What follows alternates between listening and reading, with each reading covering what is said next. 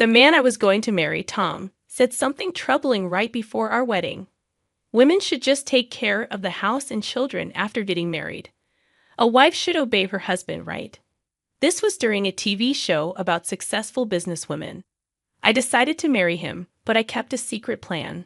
Tom kept telling me, "Make sure you listen to what I say. The man of the house is me. Don't talk back." His old-fashioned ideas about men being in charge became more obvious. He said all the housework, childcare, and even taking care of others were my jobs. He wouldn't accept anything less than my best.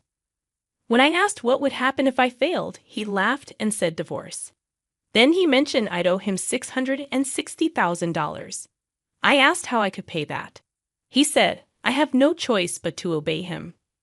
Tom was in for a surprise. Before we got married, I kept a big secret from him. I owned 3 buildings. So when he talked about $60,000 like it was a lot, I told him I could easily give him $6 million if needed. He didn't believe me. When we eventually divorced, I decided to pay him that $6 million. Tom's attitude changed completely. He begged for forgiveness. My name is Julie, and I turned 34 this year. My husband, Tom, is 10 years older than me. Because I lost my father when I was young, maybe I saw a bit of my late father in Tom. We met through a friend. Julie, you like older guys, right? My friend asked. There's someone at my workplace who might be your type. Want to meet? Sure, I'll give it a try, I said. That's how I met Tom. He was 10 years older but looked young, and we got along well. Thanks for coming to see an old guy like me today. I enjoyed our conversation. Would you mind meeting again? Tom asked. Yes, I'd like that. After just a 2-hour dinner, we felt a special connection. We started meeting weekly. After 6 months, Tom proposed, and I said yes immediately. Are you sure about me? He asked. Of course. Tom was incredibly kind. I felt spoiled by his attention. As time passed, I started thinking about marriage. Then my mother called. She needed to talk to me about something. Julie, my father used to run a construction company before he passed away. It was a big business, but after he died, it went to my uncle, who was the vice president. My mother inherited my father's real estate properties and asked if I could take over managing them. She looked exhausted, and it was hard to say no. You're the only one I can rely on, Julie, she said. But what do I need to do? I don't really understand. It's okay. I'll teach you step by step, I assured her. I agreed to help because it was my mother's request. As I officially took over the real estate, Tom proposed to me. I was thrilled and accepted immediately. But things changed after we got engaged. One day, while watching TV at my house, Tom made a troubling remark. Women should just stay at home after getting married and take care of the house and children. A wife should obey her husband, right? Yeah, I guess, I muttered, caught off guard. The TV was showing successful businesswomen, highlighting how married women contribute to society. But I'm working right now, aren't I? Oh, I forgot to mention, but you'll quit your job, right? Tom said casually. What? That's obvious, he added. I was confused because he had never shown such an attitude before. Then Tom made another comment that shocked me. I hate women who have unnecessary assets like that woman on TV. Why? I asked. After getting married, it's normal to support your husband, right? He replied. His words made my heart race. Tom then mentioned meeting my parents, leaving the decision to me. After Tom left, I called my mother immediately. Tom and I are planning to visit you soon, I told her. We'll be expecting you. My mother said about the inheritance I recently received. If you want to keep it a secret from Tom, that's okay. I was scared to think about what would happen if Tom found out. I felt trapped because I had already accepted his proposal. Apart from this issue, I thought Tom would be the ideal husband. As time passed, Tom's views about women became more extreme. Make sure you listen to what I say, he told me on the first day of our marriage. His old-fashioned ideas about male superiority got stronger. I'm the man of this house. Don't talk back, he said.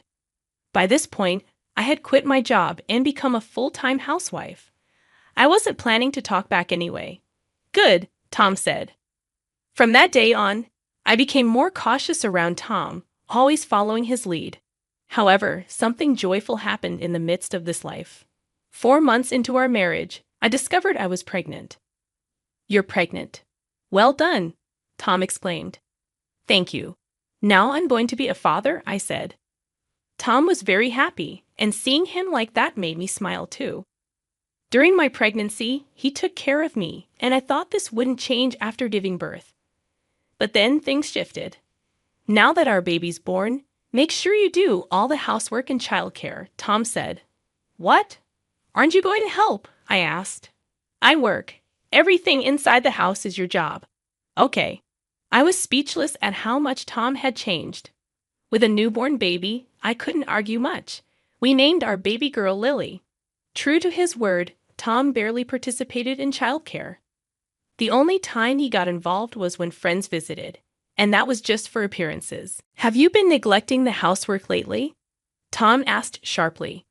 "No, I'm doing everything," I replied. Tom stood up from the sofa, walked to the window, and ran his finger along the window frame. "How is this being done properly?" he said, noticing a slight dust on his finger. I'd almost wanted to retort, feeling like he was a nagging in-law. "I never thought you'd be a woman who couldn't even do this properly," he continued. "Lower your voice, please. Lily will wake up," I whispered. "Don't talk back to me," Tom said, raising his arm threateningly. Just then, Lily started crying, and he stormed off to the bedroom. I picked up Lily and spoke to her gently. "Did you help me?" "Thank you," I said, and she soon stopped crying. This moment made me decide to protect Lily no matter what. Tom and I talked less, but one day he came home smiling. I tentatively asked, "Something good happened?" "Yeah, kind of. My mom's health is improving," he said. His mother had always been frail and often hospitalized. I thought it was just another update about her, but it was more serious than I expected. "Mom's coming back home, but I'm still worried about her," Tom said. "That makes sense. Hey, don't talk like it's someone else's problem. You're going to take care of her," he continued. "Take care of her? You mean you want me to look after your mother?" I asked. "You catch on fast," he laughed. "At least once a week, go check on her. I've already told her." "This is so sudden. You're not planning to abandon her, are you?" I asked. "Of course not," he replied. I had no choice but to agree, since the message was already conveyed to my mother-in-law. The next Saturday, I went to her house with Lily. When we arrived, my mother-in-law greeted us with a smile. "Welcome, Julie. Sorry to make you come all this way," she said. "No problem. How are you feeling?" I asked. "Thanks to you, I'm doing well," she replied. "That's good to hear.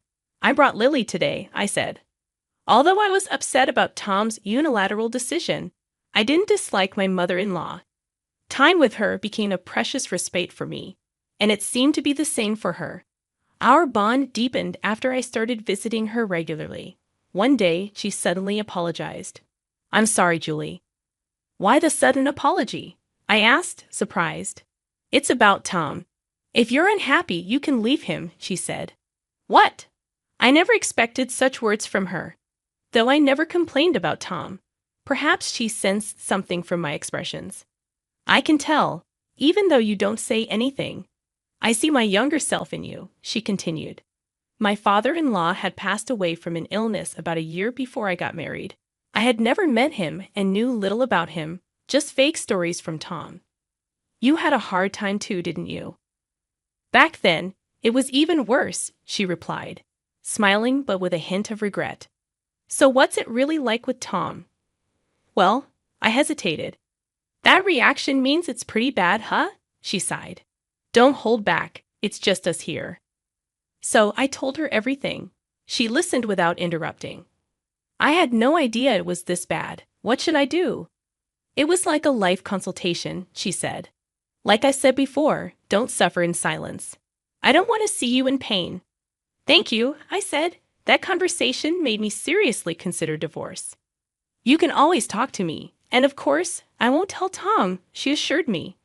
Most people would naturally take their son's side, but she was different. Perhaps she sympathized with me because we shared similar experiences. It felt good to have her support. When I got home, Tom was drinking. "Hey, you're back. I'm out of booze. Go buy some." "I need to put Lily to bed first," I said, heading to the nursery. "Your husband comes first," he yelled. Turning around, I saw him throw the beer can he was holding. I didn't have time to dodge. Fearing the can might hit Lily, I instinctively shielded her. The can hit my back, but fortunately, I wasn't seriously injured. "What if you hit Lily?" I demanded. "What? It's your fault for being there. I just threw it. You're the one who got in the way," he snapped. I glared at him and walked away, overwhelmed with anger. Is this what a husband and father is supposed to do? I thought. Suddenly, he barged into the room. "Get me booze now, or who knows what'll happen," he threatened, staggering, clearly drunk. I reluctantly agreed, fearing his wrath if I refused. "Okay, I'll go now."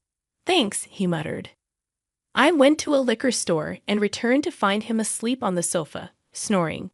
I wondered what I was doing for such a man. The only good thing about marrying Tom was having Lily. The joy of our first meeting was long gone. I needed to talk to my mother-in-law soon. As usual, I visited her on the weekend. We had a great time, but when I returned home, Tom was furious. Confused, I asked why he was so angry. "Why are you so angry?" "You know why," the hospital called. "What did you do?" he shouted. "What?" "I did nothing," I replied, bewildered. "Don't lie. My mom collapsed and was taken to the hospital." "That can't be true. She was fine when I left," I said, confused and speechless. Tom hurled more insults at me. "Why do you think I sent you to take care of my mom?"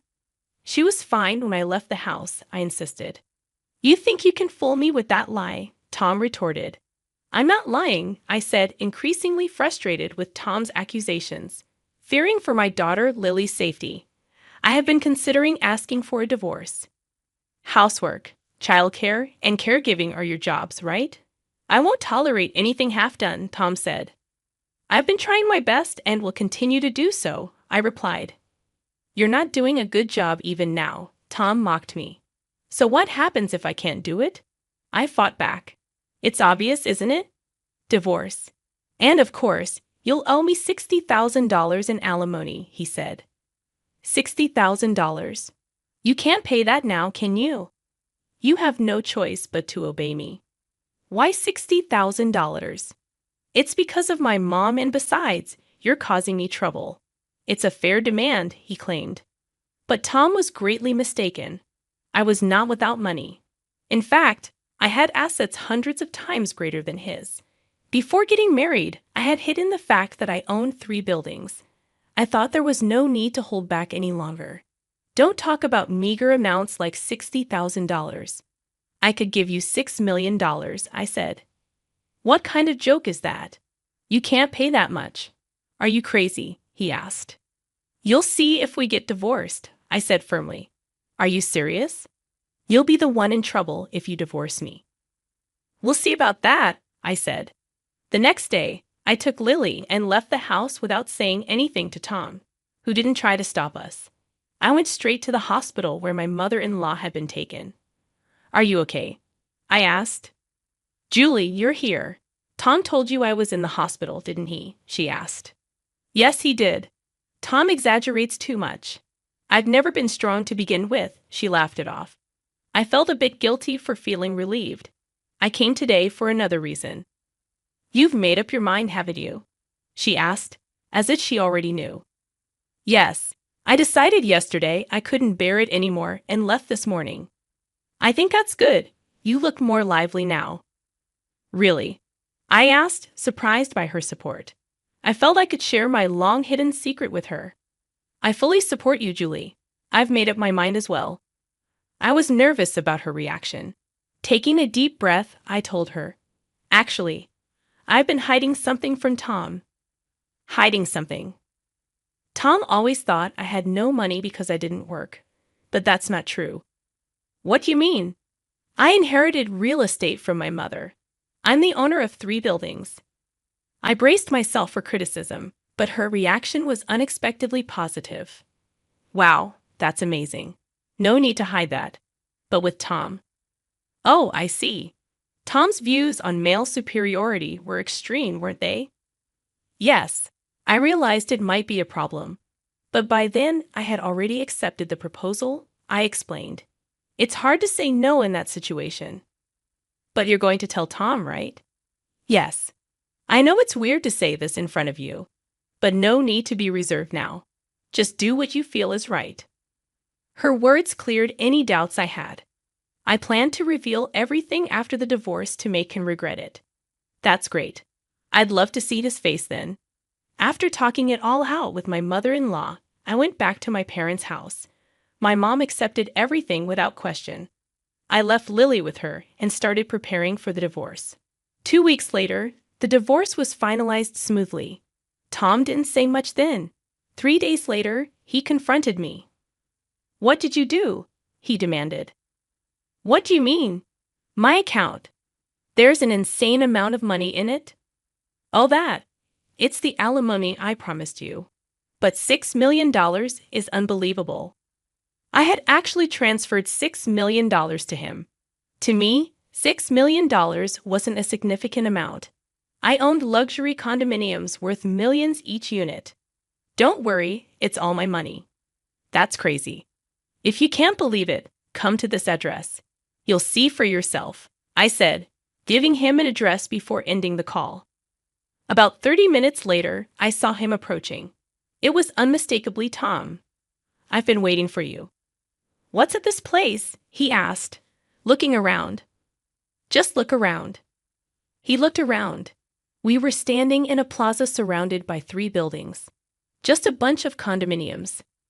Yes, these luxury condominiums. They're mine. "So, what?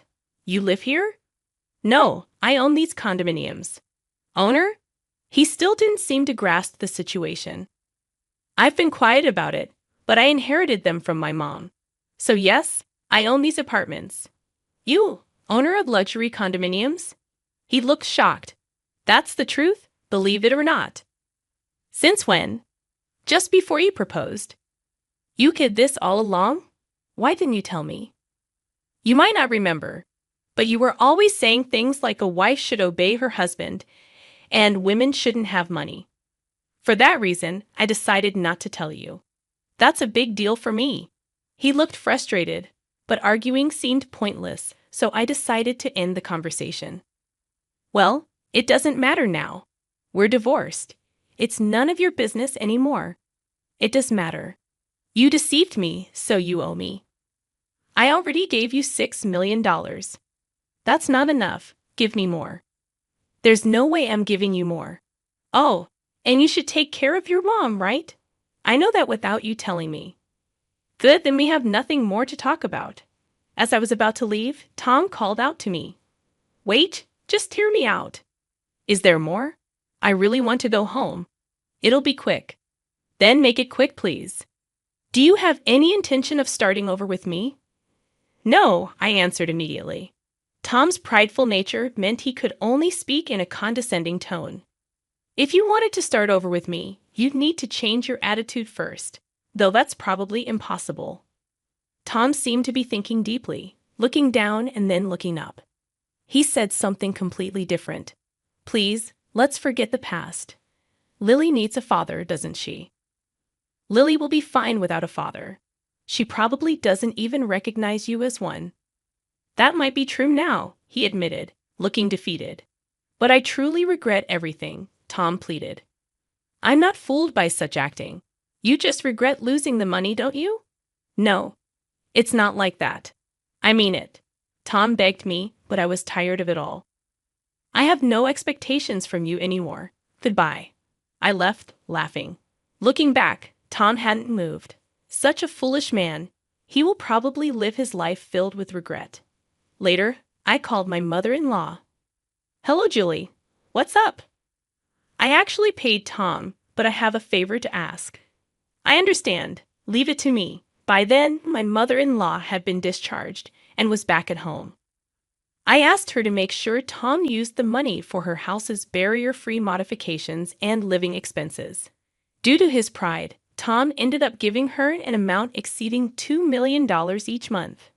A friend also told me about Tom quitting his job, bragging about having received money. He seems to have quit his job. Really? Yeah, he's been telling people it's because he came into some money. Oh, I see. Did you have something to do with this? Well, just a little. Of course, such actions were unlikely to lead to anything good. He's spending it all on gambling, alcohol, and women. Hardly anything is left now. He truly became a worthless person. Just the other day, he came to my house asking for money. Really? But don't worry, I didn't lend him anything. What is he even doing? It's embarrassing to admit he's my son. Thank you for everything. I'm counting on you in the future. Layli and I moved to one of my luxury apartments. Our life was comfortable, and she was growing up healthily. I still keep in touch with my mother-in-law, and it seems like we'll continue to enjoy our lives.